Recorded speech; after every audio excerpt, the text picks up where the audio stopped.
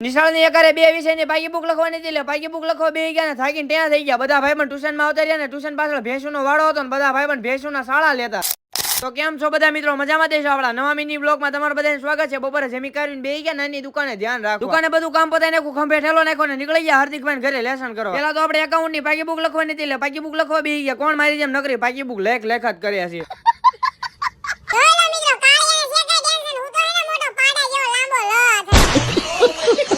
એક ચોપડો પૂરો કરી નાખો, બીજાનો ચોપડો બનાવવાનો હતો એટલે બીજાનો ચોપડો લખવા માંડ્યા.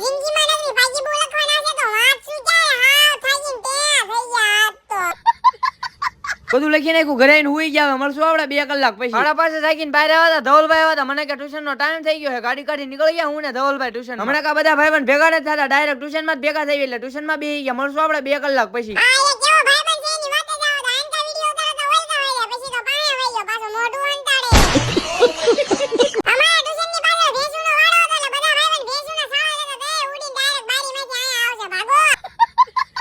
ફળાટ જેવું થઈ ગયું ને બધા ભાઈ પણ ટ્યુશન માંથી છૂટી ગયા, ગાડી કાઢી નીકળી ગયા પાછા ઘરે. આવ્યા ને મોટી દુકાને બેહવાનું કીધું એટલે ધ્યાન રાખવા આવતા રહ્યા. તમે બધા ફોલો તો કરી નાખો.